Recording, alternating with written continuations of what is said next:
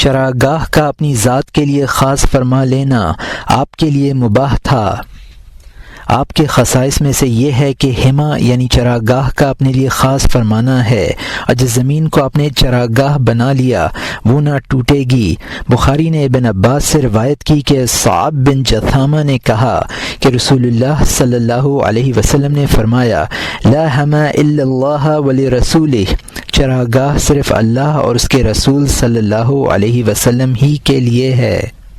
کسی کے لیے نہیں۔ اصحاب نے فرمایا کہ رسول اللہ صلی اللہ علیہ وسلم کے خصائص میں سے یہ ہے کہ جس زمین کو چاہیں جس میں کھیتی نہ ہو اپنے جانوروں کے لیے چراگاہ بنا لیں، یہ اختیار آپ ہی کو ہے۔ دیگر تمام ائمہ کے لیے یہ اختیار قطعاً جائز نہیں ہے، البتہ ان ائمہ کے لیے یہ جائز ہے کہ وہ تمام مسلمانوں کے لیے چراگاہ منتخب کر دیں۔ ایک قول یہ ہے یہ بھی جائز نہیں ہے، بر تقدیر جواز ان ائمہ کے لیے جو بعد میں آئیں یہ جائز ہوگا کہ وہ چراگاہ کو منسوخ کر دیں، لیکن جس قطع زمین کو رسول اللہ صلی اللہ علیہ وسلم نے بطور چراگاہ اپنے لیے مقرر فرمایا اسے کوئی نہیں بدل سکتا اور نہ اس کی حالت میں تغیر کر سکتا ہے۔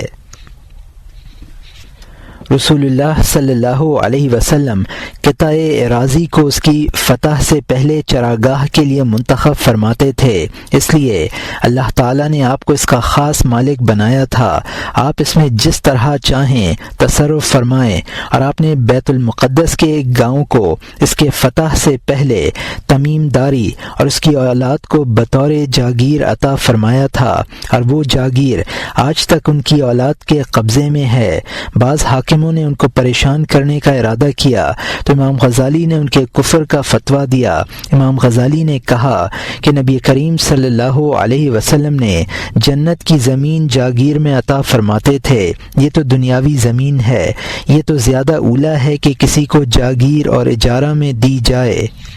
چند دیگر امور مباح جو ذات والا صلی اللہ علیہ وسلم کے ساتھ مختص ہیں۔ رسول اللہ صلی اللہ علیہ وسلم کے خصائص میں سے یہ ہے کہ مکہ مکرمہ میں قتال کرنا اور وہاں قتل کرنا اور بغیر احرام کے داخل ہونا اور بعد امان کے قتل کرنا آپ کے لیے مباح کیا گیا۔ اللہ تعالی نے فرمایا، لا اقسم بهذا البلد وانت حل بهذا البلد، سورہ البلد آیت نمبر 1۔ مجھے قسم ہے شہر کی کیونکہ شہر میں آپ جلوہ افروز ہیں۔ شیخین نے انس سے روایت کی کہ رسول اللہ صلی اللہ علیہ وسلم فتح کے سال مکہ مکرمہ میں شان سے داخل ہوئے کہ آپ کے سر مبارک پر خود تھا۔ جب آپ نے خود اتارا تو ایک شخص نے آ کر بتایا، ابن حنظل کعبہ کے پردوں سے لپٹا ہوا ہے، آپ نے فرمایا اسے قتل کر دو۔ شیخین نے ابو شریح عددی سے روایت کی، انہوں نے کہا کہ میں نے رسول اللہ صلی اللہ علیہ وسلم سے سنا ہے، آپ نے فتح مکہ کے دن فرمایا، اللہ تعالیٰ نے مکہ کو حرم بنایا ہے، لوگوں نے اسے حرم نہیں بنایا، لہٰذا کسی آدمی کے لیے جو اللہ اور یوم آخرت پر ایمان رکھتا ہے حلال نہیں ہے کہ وہ مکہ میں خون ریزی کرے، اور نہ اسے یہ حلال ہے کہ مکہ کا کوئی درخت کاٹے۔ اب اگر کوئی رسول اللہ صلی اللہ علیہ وسلم کے قتال سے اجازت چاہے تو کہہ دو کہ اللہ نے اپنے رسول صلی اللہ علیہ وسلم کے لیے اجازت دی اور تمہارے لیے اس نے اجازت نہیں دی ہے۔ مسلم نے جابر بن عبداللہ سے روایت کی کہ رسول اللہ صلی اللہ علیہ وسلم فتح مکہ کے دن اس شان سے داخل ہوئے کہ بغیر احرام کے آپ کے سر مبارک پر سیاہ امامہ تھا۔ ابن القاص نے کہا کہ آپ کے لیے امان دینے کے بعد قتل کرنا جائز تھا۔ امام رافعی نے فرمایا کہ ابن القاص نے اپنے اس قول میں خطا کی ہے، کیونکہ علماء نے فرمایا جس ذات مقدس پر آنکھ کے اشارے کو حرام کیا ہو اس کے لیے کیسے جائز ہو سکتا ہے کہ وہ امن دینے کے بعد قتل کرے۔ آپ کے خصائص میں سے ہے کہ آپ اپنے علم کے ذریعے فیصلہ فرمائیں۔ آپ کے خصائص میں سے یہ ہے کہ اپنے علم کے ذریعے فیصلہ دیں اور اپنے لیے اور اپنی اولاد کے لیے حکم فرمائیں اور اس کی شہادت قبول فرمائیں جو آپ کے لیے اور آپ کی اولاد کے لیے شہادت دے، اور آپ اپنے لیے اور اپنی اولاد کے لیے خود شہادت دیں۔ آپ ہدیہ کو قبول فرمائیں بخلاف آپ کے سوا دیگر حکام کے کہ ان کے لیے ہدیہ جائز نہیں۔ بحقی نے قضائے بالعلم کے باب میں ہند زوجہ ابو سفیان کی حدیث لائے کہ حضور صلی اللہ علیہ وسلم نے ہند سے فرمایا کہ تم اپنے شوہر کے مال میں سے اس قدر مال لے سکتی ہو جو اپنے لیے اور اپنے بچوں کے لیے کفایت کر سکے اور وہ معروف کے ساتھ ہو۔ اور بحقی حضور صلی اللہ علیہ وسلم کے اپنے نفس کے حکم کے باب میں اور وہ شہادت قبول کرنے کے باب میں جس نے آپ کے حق میں گواہی دی حضرت خزیمہ کی شہادت کی حدیث لائے ہیں جو آگے آ رہی ہے۔ بحقی نے فرمایا جبکہ یہ جائز رہا تو یہ بھی جائز ہے کہ آپ اپنی اولاد کے لیے بھی حکم فرمائیں، اور قبول ہدیہ کی حدیث پہلے گزر چکی ہے۔ آپ کے خصائص میں سے یہ ہے کہ غضب کی حالت میں آپ کے لیے حکم فرمانا اور فتویٰ دینا مکروہ نہ تھا، اس لیے کہ آپ پر غضب کی حالت میں وہ خوف نہیں تھا جو ہم پر خوف ہوتا ہے۔ نووی نے شرح مسلم میں لقطہ کی حدیث بیان کرتے وقت اس کا ذکر کیا کہ آپ نے اس بارے میں فتویٰ دیا، درا حال یہ کہ آپ اتنے غضب میں تھے کہ آپ کے دونوں رخسار سرخ تھے۔ آپ کے خصائص میں یہ ہے کہ روزے کی حالت میں قوت شہوت کے باوجود بوسہ لینا جائز تھا، درا حال یہ کہ یہ بات آپ کے سوا پر حرام ہے۔ شیخین نے حضرت عائشہ صدیقہ رضی اللہ عنہا سے روایت کی، انہوں نے کہا کہ رسول اللہ صلی اللہ علیہ وسلم روزے کی حالت میں بوسے لیا کرتے تھے۔ تم لوگوں میں کون شخص اپنی حاجت کا مالک ہو سکتا ہے جیسے کہ رسول اللہ صلی اللہ علیہ وسلم اپنی حاجت کے مالک تھے۔ مسلم و ابن ماجہ نے حضرت عائشہ صدیقہ رضی اللہ عنہا سے روایت کی، انہوں نے کہا کہ رسول اللہ صلی اللہ علیہ وسلم روزے کی حالت میں مباشرت یعنی بوس و کنار کرتے تھے اور آپ اپنی حاجت کے تم سے زیادہ مالک تھے۔ بحقی نے سنن میں حضرت عائشہ صدیقہ رضی اللہ عنہا سے روایت کی کہ رسول اللہ صلی اللہ علیہ وسلم روزے کی حالت میں بوسہ لیا کرتے اور ان کی زبان چوسا کرتے تھے۔ آپ کے خصائص میں سے ہے کہ آپ کے لیے احرام کے بعد ہمیشہ خوشبو میں رہنا جائز تھا، یہ مالکیوں کے مذکورات میں ہے۔ شیخین نے حضرت عائشہ صدیقہ رضی اللہ عنہا سے روایت کی، انہوں نے کہا کہ گویا کہ میں نبی کریم صلی اللہ علیہ وسلم کے جوڑوں میں احرام کی حالت میں تراوٹ دیکھتی تھی۔ مالکیہ نے کہا کہ احرام کے بعد خوشبو کی مداومت آپ کے خصائص میں سے ہے کیونکہ یہ وداعی نکاح میں سے ہے، اس لیے لوگوں کو اس سے منع کیا گیا ہے۔ چونکہ حضور صلی اللہ علیہ وسلم اپنی حاجت کے لوگوں سے زیادہ مالک تھے، اس لیے آپ ایسا کرتے تھے، اور اس لیے بھی کہ آپ کو خوشبو محبوب کی گئی ہے تو آپ کو خوشبو کی اجازت دی گئی، اور اس لیے بھی کہ وحی لانے کی وجہ سے فرشتوں سے آپ کی صحبت رہتی تھی۔ حالت جنابت میں مسجد میں قیام آپ کے لیے جائز تھا۔ آپ کے خصائص میں سے ہے کہ جنابت کی حالت میں مسجد میں ٹھہرنا آپ کے لیے جائز تھا، اور سیدھے لیٹ کر سونے کے سبب آپ کا وضو نہ ٹوٹتا تھا، اور شرمگاہ کے چھونے سے دو وجہوں میں سے ایک وجہ میں وضو نہیں ٹوٹتا تھا، اور یہ وجہ میرے نزدیک عصا ہے۔ ترمذی اور بحقی نے ابو سعید سے روایت کی، انہوں نے کہا کہ رسول اللہ صلی اللہ علیہ وسلم نے علی مرتضیٰ سے فرمایا، میرے اور تمہارے سوا کسی کے لیے یہ حلال نہیں ہے کہ اس مسجد میں جنابت کی حالت میں ٹھہرے۔ بزار نے سعد سے روایت کی، انہوں نے کہا کہ رسول اللہ صلی اللہ علیہ وسلم نے علی مرتضیٰ سے فرمایا کہ میرے سوا اور تمہارے سوا کسی کے لیے یہ حلال نہیں ہے کہ وہ اس مسجد میں جنبی ہو۔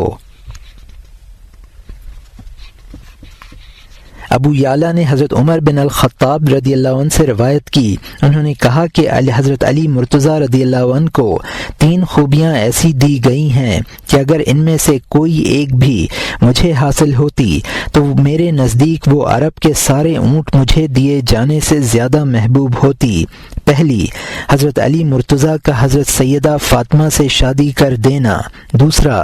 رسول اللہ صلی اللہ علیہ وسلم کے ساتھ مسجد میں ان کا اس حال میں رہنا کہ ان کے لیے وہ چیز حلال ہوئی جو میرے لیے مسجد میں حلال نہ ہوئی۔ اور تیسرا، خیبر کے دن علم دیا جانا۔ بیہقی نے ام سلمہ سے روایت کی، انہوں نے کہا کہ رسول اللہ صلی اللہ علیہ وسلم نے فرمایا کہ جنبی کا حالت حائض میں اس مسجد میں آنا حلال نہیں ہے بجز رسول اللہ صلی اللہ علیہ وسلم اور علی مرتضیٰ، سیدہ فاطمۃ الزہرا اور حسن و حسین رضی اللہ عنہم کے۔ زبیر بن بکار نے اخبار مدینہ میں ابو حازم اشجعی سے روایت کی، انہوں نے کہا کہ رسول اللہ صلی اللہ علیہ وسلم نے فرمایا، اللہ تعالی نے موسیٰ علیہ السلام کو حکم دیا کہ وہ پاکیزہ مسجد بنائیں جس میں وہ اور ہارون علیہ السلام کے سوا کوئی نہ رہے، اور اللہ تعالی نے مجھے حکم فرمایا کہ پاکیزہ مسجد بناؤں جس میں میرے اور علی مرتضیٰ اور ان کے دونوں فرزند کے سوا کوئی نہ ٹھہرے۔ ابن عساکر نے جابر بن عبداللہ سے روایت کی، انہوں نے کہا کہ رسول اللہ صلی اللہ علیہ وسلم نے علی مرتضیٰ سے فرمایا، مسجد میں تمہارے لیے وہ چیز حلال ہے جو میرے لیے حلال ہے۔ ابن عساکر نے حضرت ام سلمہ سے روایت کی کہ نبی کریم صلی اللہ علیہ وسلم نے فرمایا کہ میں مسجد کو نہ جنبی کے لیے حلال قرار دیتا ہوں اور نہ حائض کو بجز محمد صلی اللہ علیہ وسلم اور میری ازواج اور علی و فاطمہ رضی اللہ عنہم کے۔ بیہقی نے سنن میں حضرت عائشہ صدیقہ سے روایت کی کہ نبی کریم صلی اللہ علیہ وسلم نے فرمایا کہ میں مسجد کو نہ حائض کے لیے حلال قرار دیتا ہوں اور نہ جنبی کے لیے، البتہ محمد صلی اللہ علیہ وسلم اور آل محمد صلی اللہ علیہ وسلم کے لیے حلال ہے۔ شیخین نے ابن عباس سے روایت کی کہ نبی کریم صلی اللہ علیہ وسلم نے رات میں وضو فرمایا اور نماز پڑھی، اس کے بعد آپ سو گئے یہاں تک کہ میں نے خرخراہٹ کی آواز سنی، اس کے بعد مؤذن آیا اور آپ اٹھ کر نماز کے لیے تشریف لے گئے اور وضو نہیں کیا۔ بازار نے ابن مسعود سے روایت کی کہ نبی کریم صلی اللہ علیہ وسلم سجدے کی حالت میں سو جایا کرتے تھے، اس کے بعد کھڑے ہو کر اپنی نماز تمام فرمایا کرتے تھے۔ ابن ماجہ و ابو یعلا نے ابن مسعود سے روایت کی، انہوں نے کہا کہ رسول اللہ صلی اللہ علیہ وسلم سیدھے لیٹ کر سو جایا کرتے تھے یہاں تک کہ سانس کی آواز آنے لگتی، پھر آپ اٹھ کر نماز پڑھتے اور وضو نہیں کرتے تھے۔ اس کی علت یہ ہے کہ آپ کی آنکھیں سوتیں اور آپ کا دل بیدار رہتا تھا۔ شیخین نے ابو ہریرہ سے روایت کی کہ رسول اللہ صلی اللہ علیہ وسلم نے دعا کی، اے خدا میں تجھ سے ایک عہد لیتا ہوں کہ مجھ سے اپنے عہد کے خلاف معاملہ نہ کرنا، بلا شبہ میں ایک بشر ہی ہوں، تو جس مسلمان کو میں ایذا پہنچاؤں یا اسے برا کہوں یا اس پر لعنت کروں یا اسے کوڑے ماروں تو میرے اس عمل کو اس کے حق میں تزکیہ، رحمت اور قربت دار بنا دینا اور اس کے سبب روز قیامت اپنی طرف اسے تقرب بنا۔ امام احمد نے بسند صحیح حضرت انس رضی اللہ عنہ سے روایت کی کہ رسول اللہ صلی اللہ علیہ وسلم نے حضرت حفصہ کے پاس ایک شخص کو بھیجا اور فرمایا، اس آدمی کی حفاظت کرنا مگر وہ غافل ہو گئیں اور وہ آدمی بھاگ گیا۔ اس پر رسول اللہ صلی اللہ علیہ وسلم نے فرمایا کہ اللہ تمہارے ہاتھ قطع کرے۔ یہ سن کر انہوں نے فریاد کی۔ حضور صلی اللہ علیہ وسلم نے فرمایا، میں نے اپنے رب تبارک و تعالی سے سوال کیا ہے کہ اپنی امت کے جس انسان پر اللہ تعالی سے بد دعا کروں تو تو اس کے حق میں اس بد دعا کو مغفرت قرار دینا۔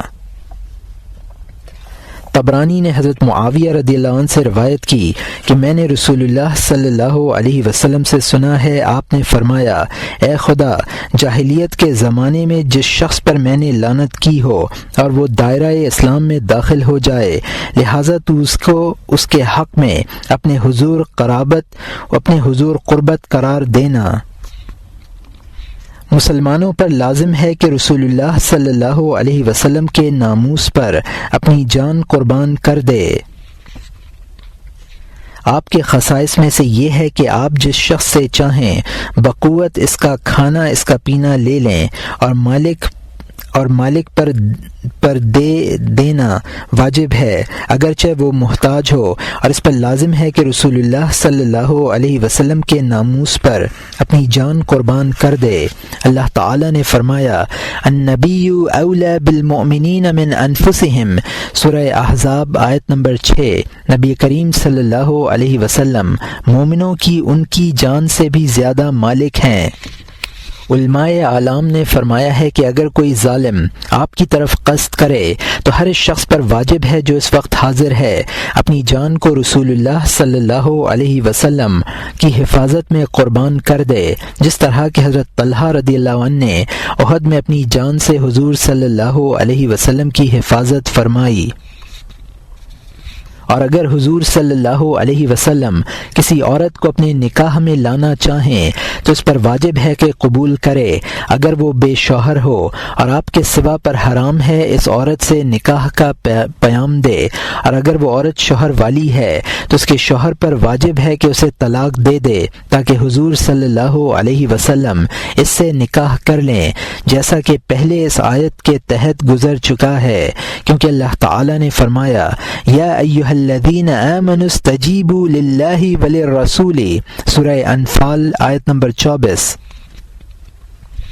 اسی آیت کے ساتھ ماوردی نے ایسا ہی استدلال کیا ہے، اور امام غزالی رحمۃ اللہ علیہ نے حضرت زید کے قصے میں طلاق دینے کے واجب ہونے کا سبب یہی استدلال کیا ہے۔ امام غزالی نے فرمایا کہ ممکن ہے اس قصے میں یہ حکمت ہے کہ شوہر کی جانب سے اپنی بیوی کو چھوڑنے کی تکلیف کے ذریعے ان کے ایمان کا امتحان مقصود ہو،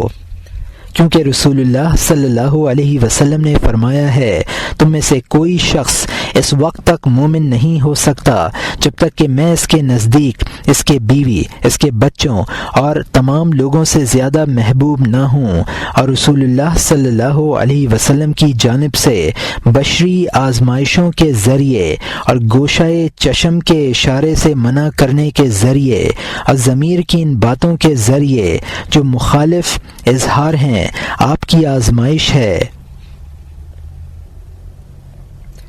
4 عورتوں سے زیادہ بیک وقت اپنے نکاح میں رکھنا آپ کے خصائص میں سے ہے۔ آپ کے خصائص میں سے یہ ہے کہ 4 عورتوں سے زیادہ نکاح میں رکھنا آپ کے لیے مباح تھا، اور اس پر سب کا اجماع ہے۔ ابن سعد نے محمد بن کعب قرطبی سے آیت کریمہ ما كان على النبي من حرج فيما فرض الله له سنة الله في الذين خلوا من قبل، سورہ احزاب آیت نمبر 38 کے تحت روایت کی۔ انہوں نے کہا کہ اس آیت کریمہ کا مطلب یہ ہے کہ آپ جتنی عورتوں سے چاہیں نکاح کریں، یہ فریضہ ہے، اور جتنے انبیاء گزرے ہیں یہ ان سب کی سنت ہے، چونکہ حضرت سلیمان علیہ السلام کی 1000 بیویاں تھیں اور حضرت داؤد علیہ السلام کی 100 بیویاں تھیں۔ بحقی نے سنن میں آیت کریمہ یا ایھا النبی انا احللنا لک ازواجک تا خالصۃ لک من دون المؤمنین کے تحت فرمایا، باوجود یہ کہ حضور اکرم صلی اللہ علیہ وسلم کی متعدد ازواج تھیں، اللہ تعالیٰ نے آپ کے لیے ایسی عورتوں سے نکاح کرنا حلال فرمایا جن کے شوہر نہیں ہیں۔ جس دن اللہ تعالیٰ نے آپ کے لیے نکاح حلال کیا، اس دن آپ کے چچا کی بیٹیاں، پھوپھیوں کی بیٹیاں اور ماموں کی بیٹیاں اور خالاؤں کی بیٹیاں موجود تھیں۔ علماء نے فرمایا جبکہ آزاد کو غلام پر اس بنا پر فضیلت دی گئی کہ غلام کے لیے جتنی عورتیں رکھنا مباح ہے اس سے زائد آزاد عورتوں کو نکاح میں لا سکتا ہے، تو نبی کریم صلی اللہ علیہ وسلم کے لیے واجب ہونا چاہیے کہ آپ کی تمام امت زیادہ سے زیادہ جو کہ 4 ہیں ازواج رکھنے کی فضیلت رکھتی ہے۔ امت کے کثرت مباح چاہنے کے سبب آپ کے لیے اس سے اکثر بیویاں مباح ہونی چاہیے۔ قرطبی نے اپنی تفسیر میں نقل کیا ہے کہ اللہ تعالیٰ نے ہمارے نبی صلی اللہ علیہ وسلم کے لیے 99 ازواج حلال کیں اور انہوں نے ضمن میں بکثرت فوائد بیان کیے ہیں۔ ان فوائد میں سے ایک یہ ہے کہ یہ محاسن باطنی کی نقل ہے کیونکہ رسول اللہ صلی اللہ علیہ وسلم محاسن ظاہر و باطن میں مکمل تھے، اور دوسرا فائدہ یہ ہے کہ یہ اس شریعت کی نقل ہے جس پر لوگوں کو اطلاع نہ تھی۔ تیسرا فائدہ یہ ہے کہ زیادہ سے زیادہ قبائل کو حضور صلی اللہ علیہ وسلم اپنا سسرال بننے کا شرف عطا فرمائے۔ چوتھا فائدہ یہ ہے کہ آپ کو اپنے اعداء کی طرف سے جو اذیت و تکلیف پہنچے ازواج کی کثرت کے سبب شرح صدر رہے۔ اور پانچواں فائدہ یہ ہے کہ بار رسالت کے تحمل کے باوجود کثرت ازواج پر قائم رہنے میں جو تکلیف کی زیادتی ہے وہ آپ کی ریاضت و مشقت کے لیے اعظم ہے اور اس کا اجر بھی زیادہ ہے۔ چھٹا فائدہ یہ ہے کہ آپ کے حق میں نکاح کرنا عبادت ہے۔ علماء اعلام نے فرمایا کہ آپ صلی اللہ علیہ وسلم نے حضرت ام حبیبہ رضی اللہ عنہا سے ایسے وقت میں نکاح فرمایا جس وقت ان کے باپ حضور صلی اللہ علیہ وسلم کے دشمن تھے، اور حضرت صفیہ رضی اللہ عنہا سے ایسے وقت میں نکاح کیا جبکہ ان کا باپ اور ان کا چچا اور ان کا شوہر قتل ہو چکا تھا۔ اب اگر یہ ازواج آپ کے اس باطنی احوال سے مطلع نہ ہوتی کہ آپ اکمل الخلق ہیں تو یقیناً طباع بشریہ اس کی مقتضی ہوتی کہ وہ عورتیں اپنے ماں باپ اور اپنے خاندان کی طرف مائل ہو جاتیں، اور آپ کے حوالہ عقد میں کثرت کے ساتھ وہی ازواج تھیں جو آپ کے معجزات اور آپ کے باطنی کمالات کے اظہار و بیان کے لیے تھیں، جس طرح کے ظاہری معجزات و کمالات کو مردوں نے جانا پہچانا تھا۔ بغیر ولی اور گواہ کے آپ کے لیے نکاح مباح تھا۔ بیہقی نے سنن میں ابو سعید سے روایت کی، انہوں نے کہا کہ بغیر ولی کے نکاح نہیں اور بغیر گواہ و مہر کے نکاح نہیں، لیکن نبی کریم صلی اللہ علیہ وسلم کے نکاح کے لیے ان میں سے کوئی شرط نہیں تھی۔ اور بیہقی اس حدیث کو بھی لائے ہیں جسے مسلم نے انس سے روایت کی ہے کہ رسول اللہ صلی اللہ علیہ وسلم نے جس وقت حضرت صفیہ کو اپنایا تو لوگوں نے کہا ہم نہیں جانتے کہ آپ نے ان سے نکاح فرمایا یا نہیں، ام ولد بنایا ہے، اور لوگوں نے کہا کہ اگر آپ ان کا پردہ کرائیں گے تو وہ آپ کی زوجہ ہوں گی، اور اگر ان کا پردہ نہ کرایا تو وہ ام ولد ہوں گی۔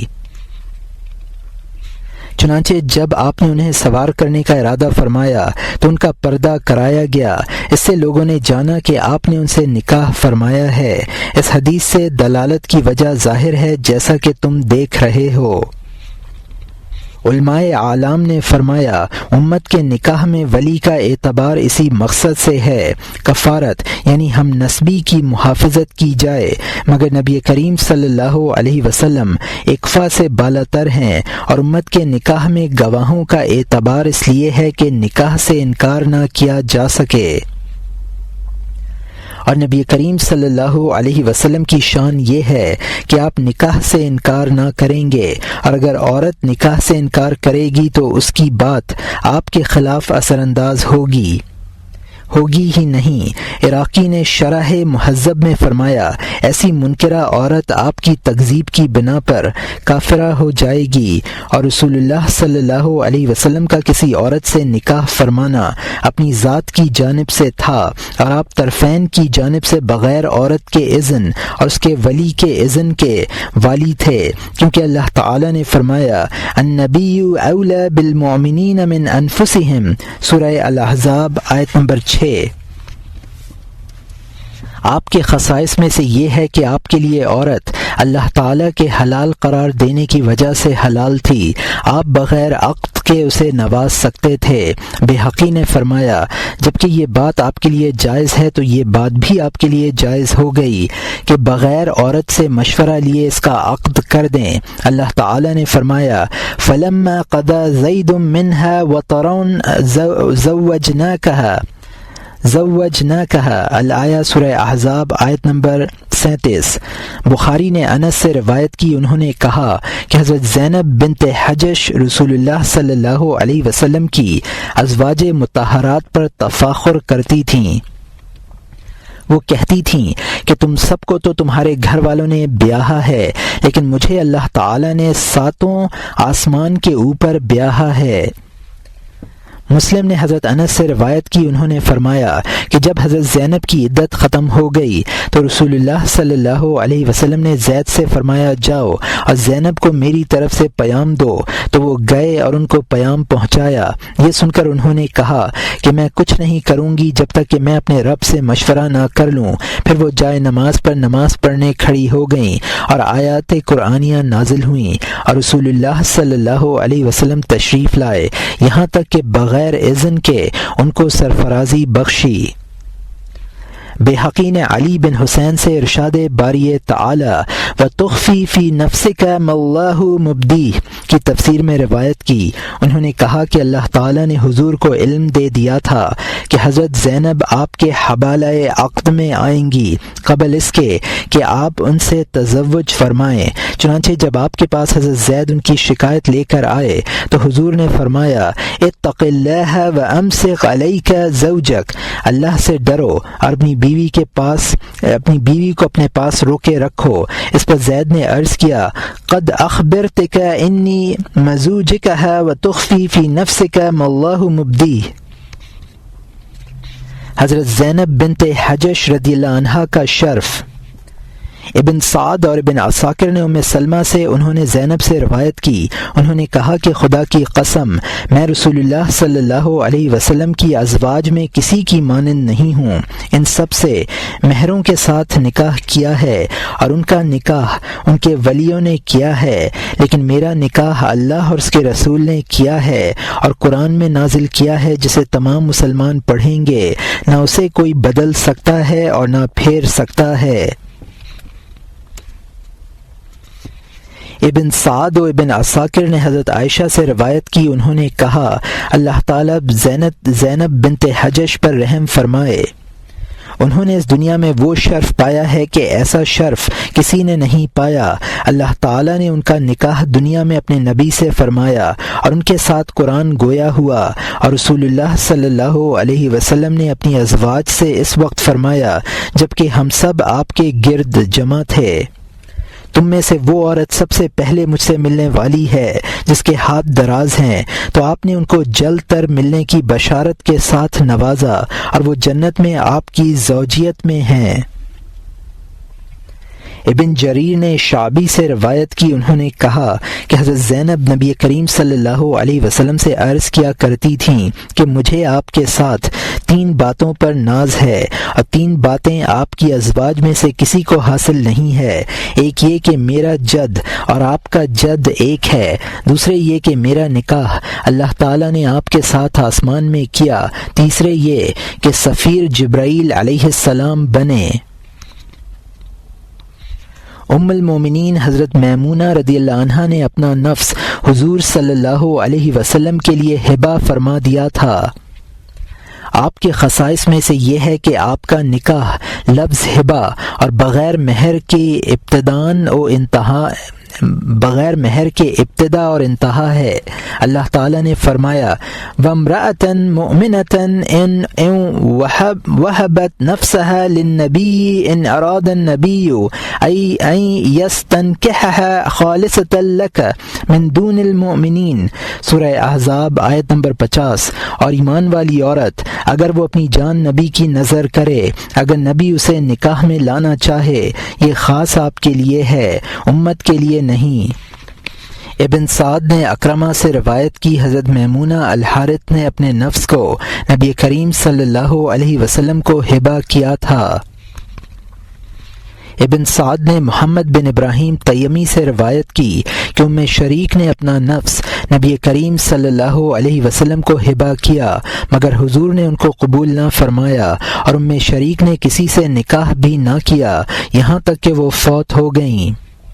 ابن سعد و بحقی نے سنن میں شعبی سے ارشاد باری تعالی ترجی من تشاء منہن کے تحت روایت کی۔ انہوں نے کہا ان سے وہ عورتیں مراد ہیں جنہوں نے اپنا نفس نبی کریم صلی اللہ علیہ وسلم کو ہبہ کیا، اور آپ نے بعض عورتوں کو سرفراز فرمایا اور بعض کو امید میں رکھا، اور جنہوں نے آپ کے بعد نکاح نہ کیا ان میں سے ام شریک بھی ہیں۔ سعید بن منصور اور بحقی نے سنن میں ابن المسیب سے روایت کی۔ انہوں نے کہا کہ رسول اللہ صلی اللہ علیہ وسلم کے بعد کسی کے لیے ہبہ کرنا حلال نہیں ہے، اور یہ کہ کیا آپ کی طرف سے بھی لفظ ہبہ کو قبول کرنا کافی ہے، جیسا کہ عورت کی طرف سے لفظ ہبہ کہنا کافی ہوتا ہے، یا آپ کی طرف سے لفظ نکاح شرط ہوتا ہے؟ اس میں دو وجہیں ہیں۔ اصح وجہ دوسری ہے کیونکہ ارشاد باری تعالی ظاہر ہے کہ این یستنکحھا، لہذا آپ کی جانب نکاح اعتبار کیا جائے گا۔ اس سلسلے کے دوسرے خصائص آپ کے خصائص میں سے ہے کہ اپنی ازواج کے درمیان عدم قسمت مباح تھا۔ یہ بات دو وجہوں میں سے ایک وجہ میں ہے، اور یہی مختار ہے، اور امام غزالی نے اسے صحیح قرار دیا ہے، چونکہ اللہ تعالی نے فرمایا ترجی من تشاء منہن وتؤتی الیک من تشاء ومن ابتغیت ممن عزلت فلا جناح علیک، سورہ احزاب آیت نمبر 51۔ پیچھے ہٹاؤ ان میں سے جسے چاہو، اور اپنے پاس جگہ دو جسے چاہو، اور جسے تم نے کنارے کر دیا تھا اسے تمہارا جی چاہے، تو اس میں سے بھی کچھ گناہ نہیں۔ بن سعد نے محمد بن کعب کرزی سے روایت کی۔ انہوں نے کہا کہ رسول اللہ صلی اللہ علیہ وسلم کو اپنی ازواج کی تقسیم کے درمیان فراخی دی گئی تھی، اور ان کے درمیان جس طرح چاہیں تقسیم فرمائیں۔ یہ بات اللہ تعالیٰ کے اس ارشاد میں ہے ذَلِكَ أَدْنَىٰ أَن تَقَرَّ أَعْيُنُهُنَّ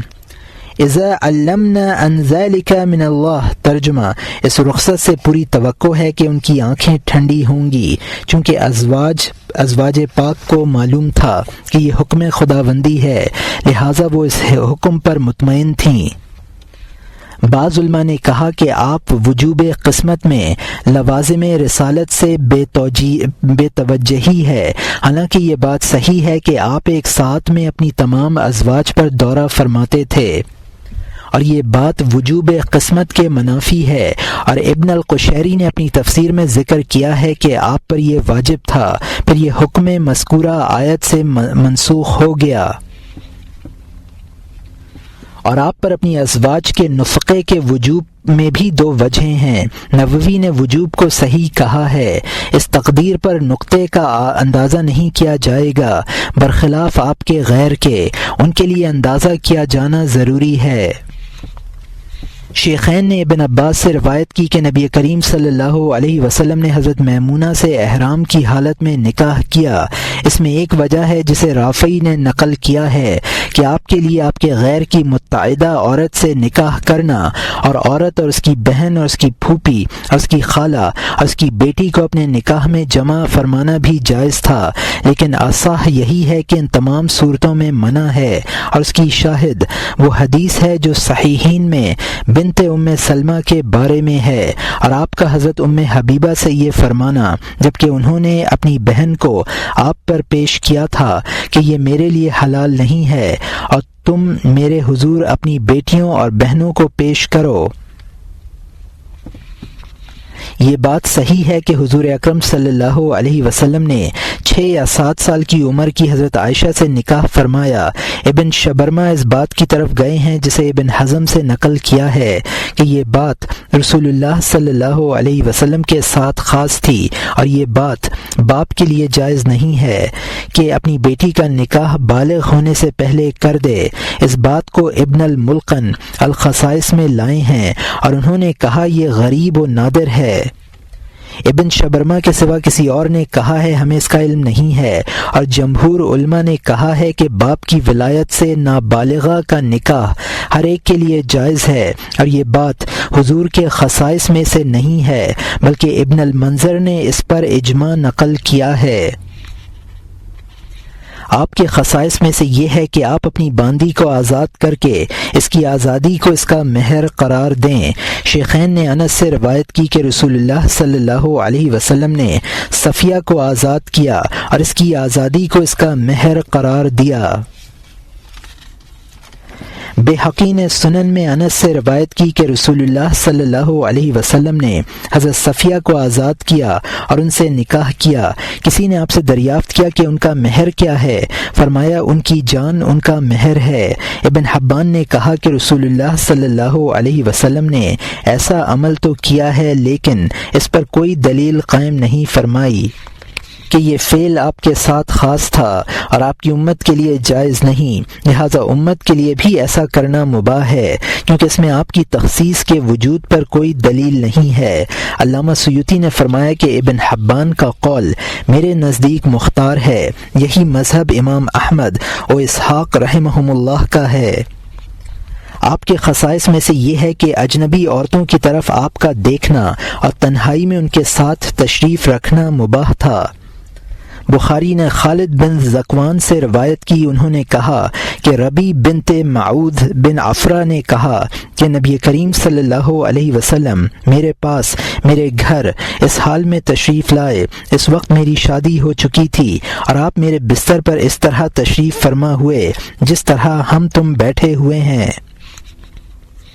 کرمانی نے کہا اس حدیث میں جو مفہوم ہے وہ اس پر محمول ہے کہ یہ واقعہ پردے کی آیت کے نزول سے پہلے کا ہے، یا یہ بات ہے کہ کسی ضرورت سے دیکھنا جائز ہو، یا یہ کہ فتنے کا خوف نہ ہو تو دیکھنا جائز ہو، واللہ اعلم۔ ابن حجر نے فرمایا دلائل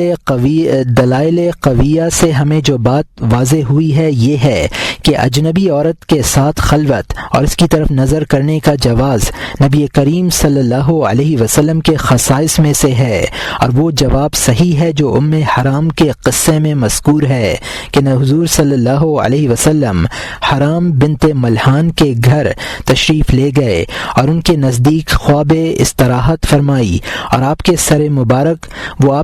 مبارک کو آراستہ کرتی تھیں، باوجود یہ کہ آپ دونوں کے درمیان نہ محرمیت تھی اور نہ زوجیت۔ ابن الملقن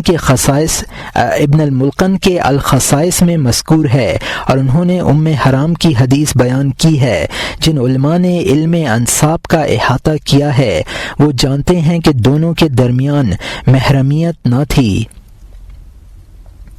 اسے حافظ شرف الدین نے بیان کیا ہے اور کہا ہے کہ یہ بات ام حرام اور ان کی بہن ام سلیم کے ساتھ خاص تھی۔ ابن الملقن نے کہا کہ حقیقت یہ ہے کہ نبی کریم صلی اللہ علیہ وسلم معصوم ہیں، اس بنا پر کہا جائے گا کہ اجنبیہ کے ساتھ خلوت کرنا حضور کے خصائص میں سے تھا، اور بعض مشائخ شافعیہ نے بھی اس کا ادعا کیا ہے۔ انتہی۔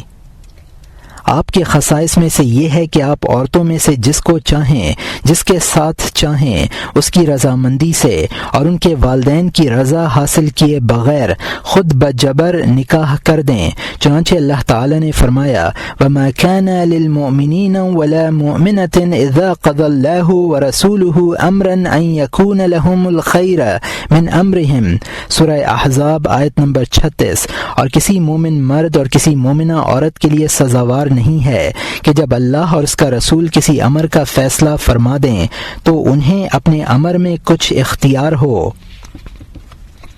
اور بحقی اپنی سنن میں اس بارے میں ارشاد باری تعالی النبی اولی بالمؤمنین من انفسہم نقل کر کے اور اس روایت کو بیان کیا ہے جسے بخاری نے ابو ہریرہ رضی اللہ عنہ سے روایت کی ہے کہ نبی کریم صلی اللہ علیہ وسلم نے فرمایا مومن نہیں ہے جب تک کہ میں اس کے نزدیک دنیا اور آخرت میں احق نہ ہوں۔ اور وہ روایت نقل کی ہے جسے شیخین نے سہل بن سعد سے روایت کیا ہے کہ نبی کریم صلی اللہ علیہ وسلم کے پاس عورت آئی اور اس نے اپنا نفس آپ پر پیش کیا۔ حضور صلی اللہ علیہ وسلم نے فرمایا مجھے عورتوں کی حاجت نہیں ہے۔ اس پر ایک شخص نے عرض کیا یا رسول اللہ اس عورت کو میرے ساتھ بیاہ دیجیے۔ آپ نے فرمایا جتنا قرآن تیرے پاس ہے اس کے عوض میں نے اس عورت کا عقد تیرے ساتھ کر دیا۔ ابن جریر نے ابن عباس رضی اللہ عنہما سے روایت کی کہ نبی کریم صلی اللہ علیہ وسلم جب زینب بنت حجش کو زید بن حارثہ کے ساتھ عقد کا پیام دیا تو زینب نے عرض کیا میں ان کے ساتھ نکاح نہیں کروں گی۔ ابھی حضور صلی اللہ علیہ وسلم اور ان کے درمیان گفتگو ہو رہی تھی کہ اللہ تعالیٰ نے اپنے رسول صلی اللہ علیہ وسلم پر یہ آیت نازل فرمائی کہ وما كان لمؤمن ولا مؤمنہ الآیہ۔ حضرت زینب نے عرض کیا یا رسول اللہ کیا آپ میرے لیے اس عقد پر راضی ہیں؟ آپ نے فرمایا ہاں۔ زینب نے عرض کیا اس صورت میں اللہ کے رسول کی نافرمانی نہیں کروں گی۔ ابن سعد نے محمد بن قعب قرظی سے روایت کی کہ عبداللہ ذوالجبادین نے ایک عورت کو اپنا پیام نکاح دیا مگر اس عورت نے ان سے نکاح کرنا قبول نہ کیا۔ پھر حضرت ابو بکر و عمر نے اس عورت سے پوچھا تو اس نے انکار کیا۔ یہ خبر نبی کریم صلی اللہ علیہ وسلم کو پہنچی تو آپ نے فرمایا اے عبداللہ کیا وہ خبر صحیح ہے جو مجھے پہنچی ہے کہ تم فلاں عورت کا ذکر کرتے ہو؟ انہوں نے عرض کیا صحیح ہے۔ حضور صلی اللہ علیہ وسلم نے فرمایا میں نے اس عورت کا نکاح تمہارے ساتھ کر دیا۔ پھر وہ عورت ان کے گھر پہنچ گئی۔ مذکورہ صورت میں آپ کو حق حاصل ہے کہ اپنی بیٹیوں کے سوا دیگر چھوٹی چھوٹی لڑکیوں کا نکاح فرما دیں۔ چنانچہ بیہقی نے سنن میں ابن عباس سے روایت کی کہ عمارہ بنت حمزہ بن عبد المطلب مکہ مکرمہ میں تھیں جب نبی کریم صلی اللہ علیہ وسلم عمرۃ القضاء میں تشریف لے گئے تو حضرت علی مرتضیٰ ان کو لے کر آئے اور نبی کریم صلی اللہ علیہ وسلم سے عرض کیا آپ ان سے نکاح فرما لیں۔ حضور صلی اللہ علیہ وسلم نے فرمایا یہ میرے دودھ شریک بھائی کی بیٹی ہے، اور رسول اللہ صلی اللہ علیہ وسلم نے ان کا نکاح سلمہ بن ابی سلمہ سے کر دیا۔ بیہقی نے فرمایا کہ نکاح کے باب میں نبی کریم صلی اللہ علیہ وسلم کو صغیرہ اور غیر صغیر کے نکاح کرنے میں وہ حق حاصل ہے جو آپ کے سوا کسی کو حاصل نہیں، اور اسی بنا پر عمارہ کے نکاح کرنے میں آپ ولی ہوئے اور آپ کے چچا حضرت عباس ولی نہ ہوئے۔ بیہقی نے سنن میں سلمہ بن ابو سلمہ سے روایت کی کہ نبی کریم صلی اللہ علیہ وسلم نے ام سلمہ کو پیام نکاح دیا اور انہوں نے کہا میرا کوئی ولی موجود نہیں ہے۔ آپ نے فرمایا اپنے بیٹے کو حکم دو کہ وہ تمہارا نکاح کر دے، تو ان کے بیٹے نے ان کا نکاح کر دیا، حالانکہ وہ اس وقت چھوٹے تھے، بالغ نہ ہوئے تھے۔ بیہقی نے کہا نکاح کے باب میں نبی کریم صلی اللہ علیہ وسلم کو وہ حق حاصل تھا جو آپ کے علاوہ کسی دوسرے کو حاصل نہیں ہے۔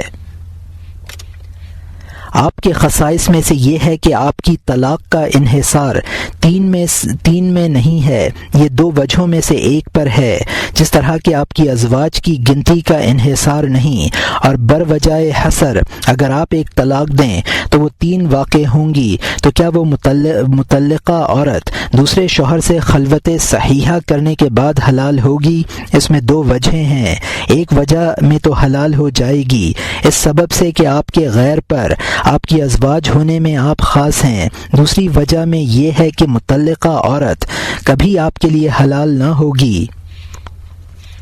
آپ کے خصائص میں سے یہ ہے کہ آپ نے اپنی باندی ماریہ قبطیہ کو حرام کر دیا مگر وہ آپ پر حرام نہ ہوئی اور نہ آپ پر کفارہ لازم ہوا۔ یہ صورت میں ہے جو مقاتل نے کہا ہے، علت یہ ہے کہ آپ مغفور ہیں اور آپ کے سوا آپ کی امت میں سے کوئی جب اپنی باندی کو اپنے پر حرام کر لے تو اس پر کفارہ لازم ہے۔ حضور صلی اللہ علیہ وسلم کا اپنی امت کی طرف سے قربانی فرمانا آپ کے خصائص میں سے ہے۔ آپ کے خصائص میں سے ہے کہ آپ نے اپنی امت کی طرف سے قربانی فرمائی اور کسی کے لیے دوسرے کی طرف سے بغیر اس کی اجازت کے قربانی کرنا جائز نہیں ہے۔ حاکم نے ابو سعید خدری سے روایت کی کہ رسول اللہ صلی اللہ علیہ وسلم نے سینگوں والا دمبا عیدگاہ میں ذبح کرنے کی دعا کی کہ اے خدا، یہ میری طرف سے قربانی ان کے لیے ہے جو میری امت میں سے قربانی نہ کر سکیں۔ حاکم نے حضرت عائشہ صدیقہ سے اور ابو ہریرہ سے روایت کی کہ رسول اللہ صلی اللہ علیہ وسلم نے 2 دمبے کی قربانی دی اور ایک کو ذبح کر کے دعا مانگی کہ اے خدا، یہ محمد صلی اللہ علیہ وسلم اور اس کی امت کے ان لوگوں کی طرف سے ہے جنہوں نے توحید اور میری تبلیغ کی گواہی رکھی۔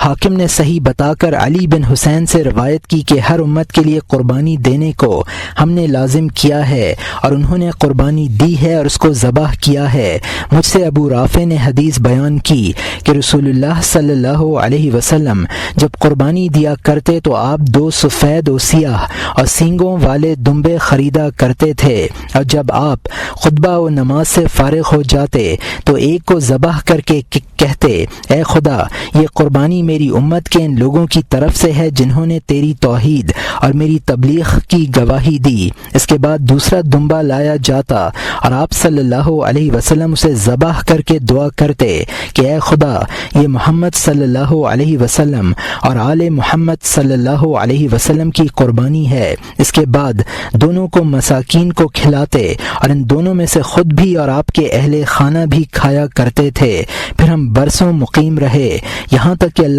تعالیٰ نے ہمارے قرض اور مشقت کی کفایت فرمائی۔ اب بنی ہاشم کا کوئی شخص ایسا نہیں ہے جو قربانی نہ دیتا ہو۔ ابن القاص نے فرمایا کہ آپ کے خصائص میں سے ہے کہ آپ نے طعام الفجدت تناول فرمایا، باوجود یہ کہ آپ اس سے منع فرماتے تھے، مگر بیہقی نے اس کا انکار کیا ہے اور کہا کہ وہ امت کے لیے مباح ہے اور ممانعت ثابت نہیں ہے۔ ابن سبع نے آپ کے خصائص میں شمار کیا ہے کہ جو شخص آپ کو برا کہے یا آپ کو گالی دے، آپ کو حق ہے کہ اسے قتل کر دیں، اور یہ حکم قضائی لنفسہ کی طرف راجع ہے۔